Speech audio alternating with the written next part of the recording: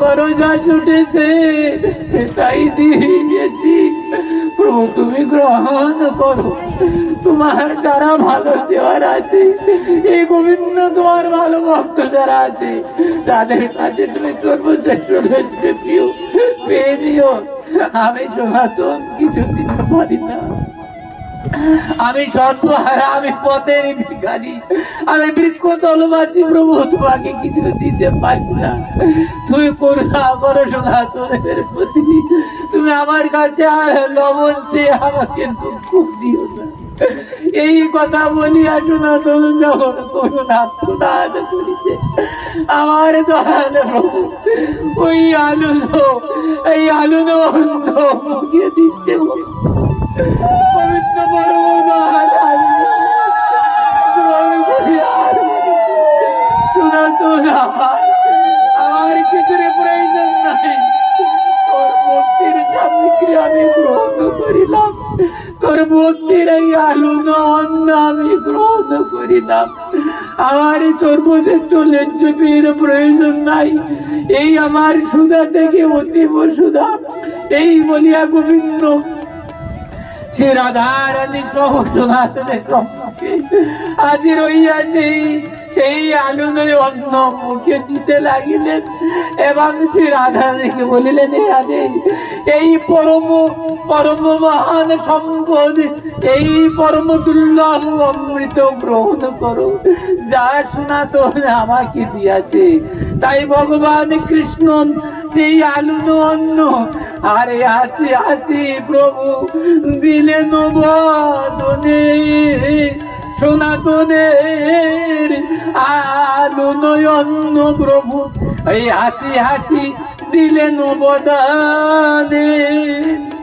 ভগবান কৃষ্ণ ভগবান বলিয়াছেন, আমি ভক্তের দ্রব্য আমি কাড়িয়া দেখাই, আর অধার্মিকের অভক্তের দ্রব্য আমি ফিরিয়ে আনা চাই। আপনারা জানেন কুরুক্ষেত্রের মাঝে সেই দুর্যাধন অভক্ত ভগবান কৃষ্ণ বাসুদেবকে কতটা কিছু সর্বশেষ খাওয়ার জন্য প্রস্তুত করিয়া রাখিয়াছিলেন, কিন্তু ভগবান কৃষ্ণ সেই দুর্যোধনের দিকে তার ভোগ্য বস্তু দিকে ফিরিয়ে তাকাননি। তিনি আজকে পরম ভক্ত বিদুর, এই বিদুরের গৃহে গেলেন। ও বিদুর, বিদুর তুমি আছো? বিদুর তুমি গৃহে আছো? আরে বিদুর বিদুর বলিয়া ভগবান কৃষ্ণ আর দাড়ি যখন ডাকিতেছেন, আমার বিদুরের অমন যখন স্নান করিতেছিলেন, তখন সেই কালে গরিব অসহায় এক বস্ত্রে স্নান করছেন। এমন সময় ভগবান কৃষ্ণ দ্বারে যখন ডাকছেন, বিদুরের রমণী তখন কৃষ্ণ কণ্ঠস্বর যখন পেলেন, আর বিদুরের রমণী তখনই তাদের জ্ঞান নাই, তার দেহের সম্ভ্রম নাই, দেহের বস্ত্র আছে কিনা তার জ্ঞান নাই। কৃষ্ণ বাক্য শ্রবণ করিয়া বিদুর গৃহিণী ছুটিয়া, হে গোবিন্দ, এই প্রাণ গোবিন্দ, এই তো আমি আছি। বলে এই যে আমি, এই যে আমি,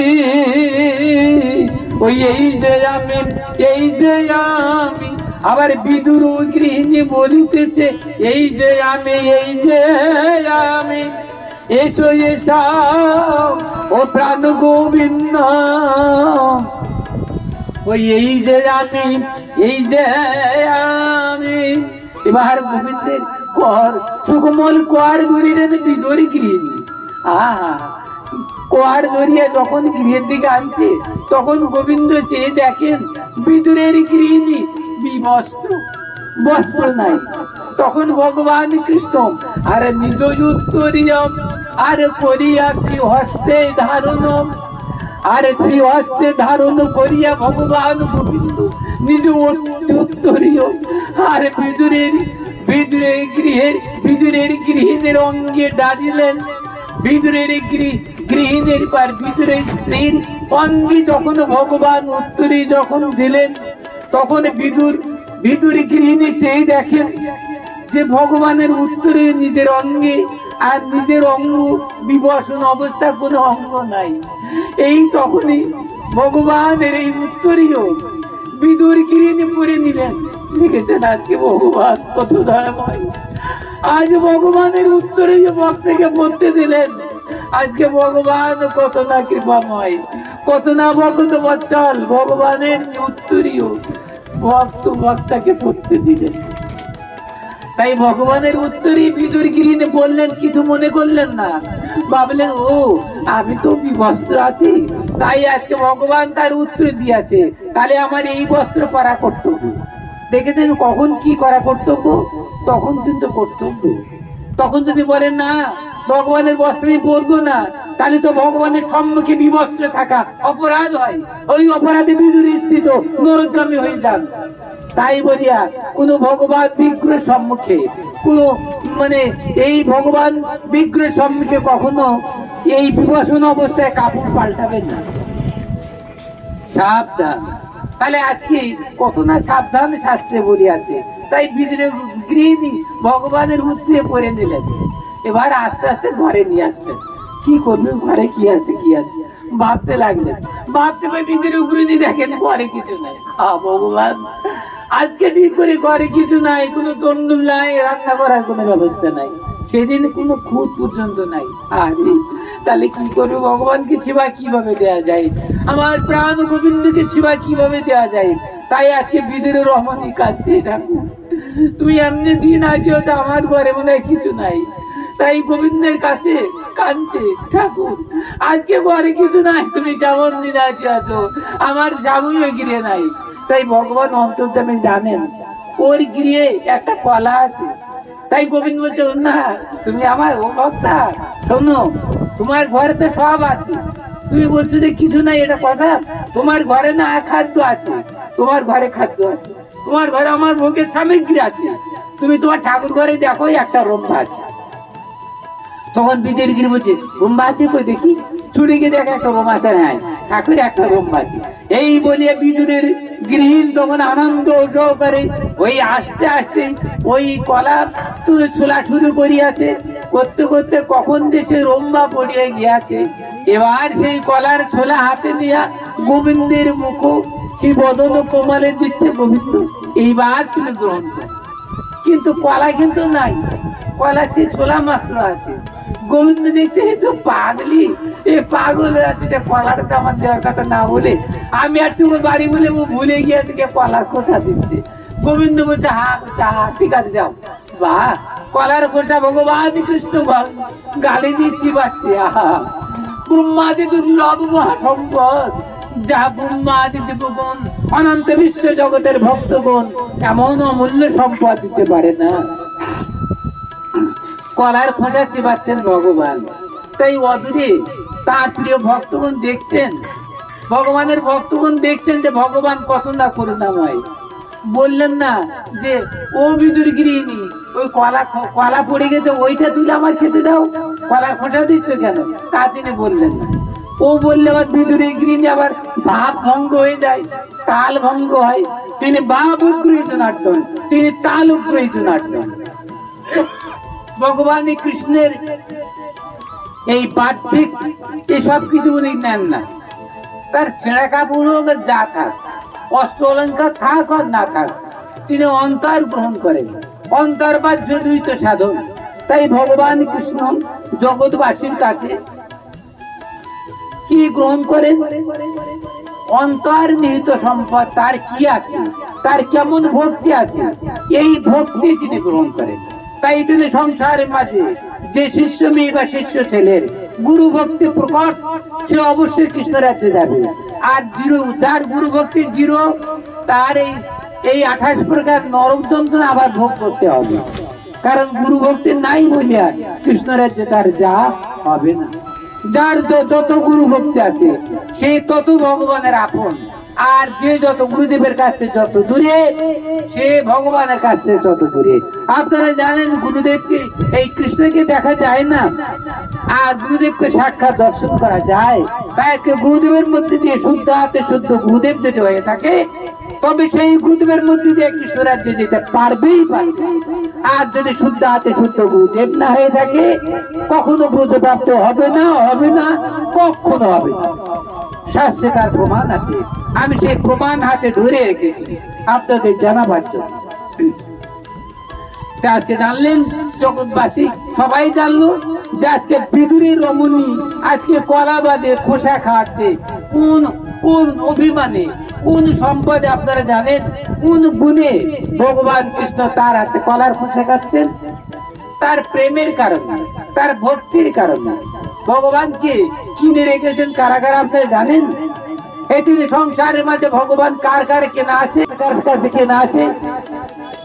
ভগবান কার কাছে কেনা হয়ে আছে? এই তিনি সংসার মাঝে কে কিনে রেখেছে ভগবানকে? কারা কিনে রেখেছে ভগবানকে? তাহলে আপনারা জানেন ভগবানকে কে কে বেঁধে রেখে আছে?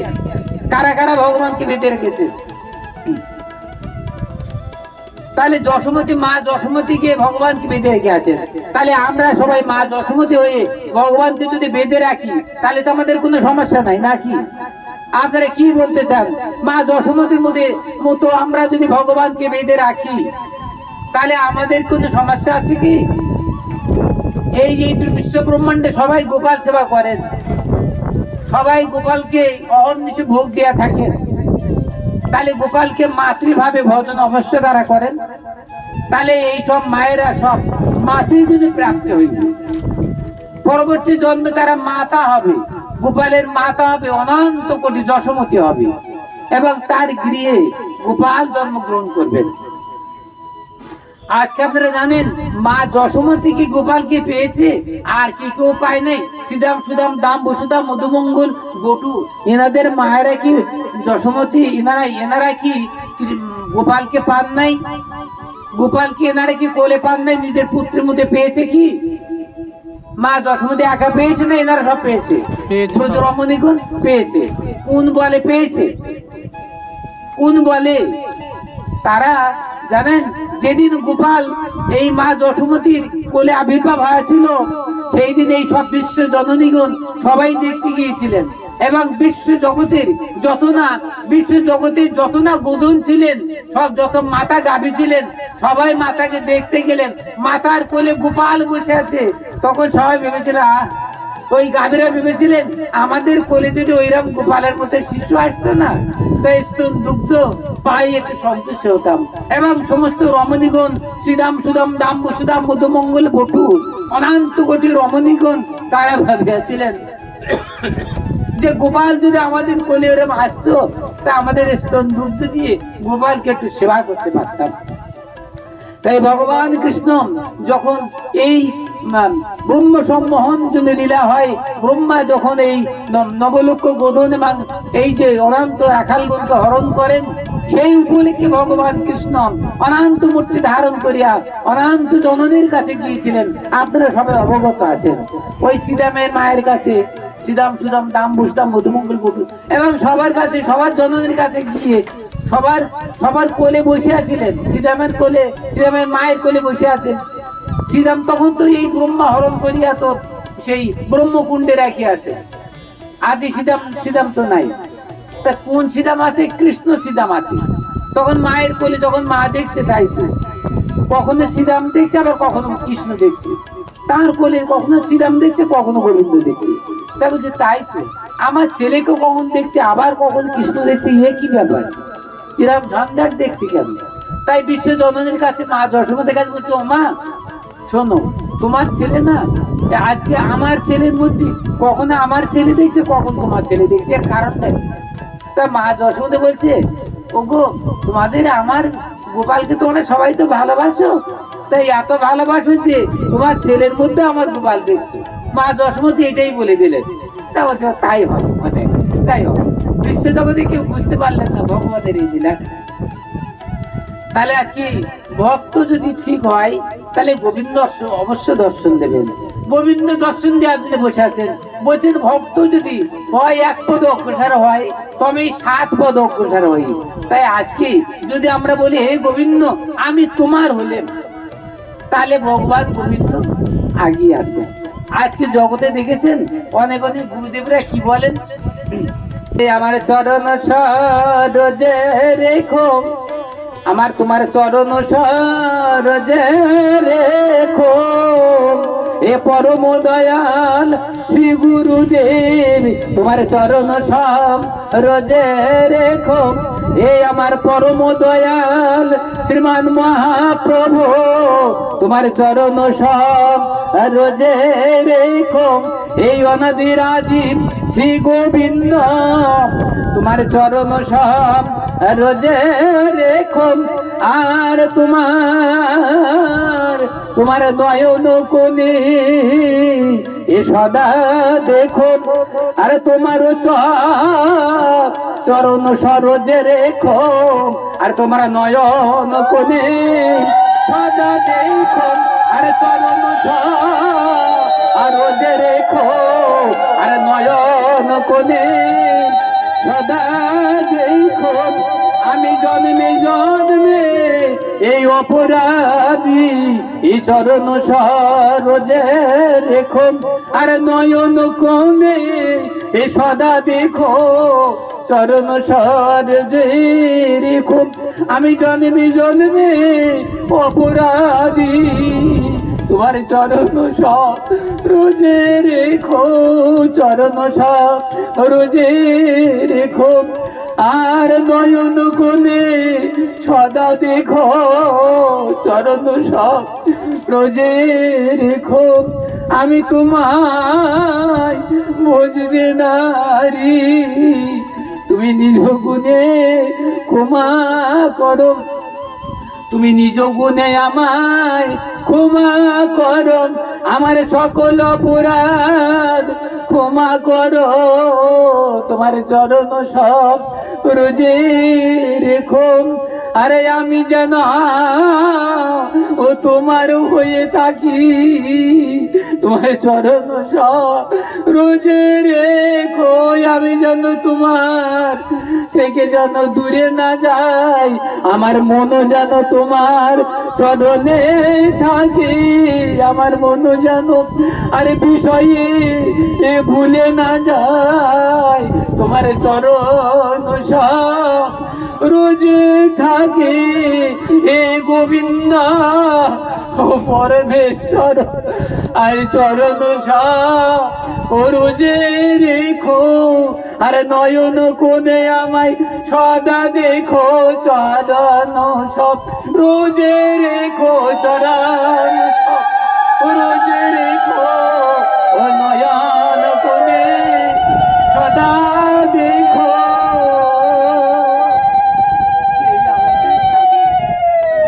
এটাই আমাদের ভজন, এটা আমাদের হৃদয়ের কথা। গোবিন্দকে যদি আমাদের হৃদয়ে এই প্রেম যদি দিতে পারি। ভগবান গোবিন্দ বলিয়াছেন যে আমি প্রেমের বশ, আমি প্রেম ছাড়া কিছু গ্রহণ করি না।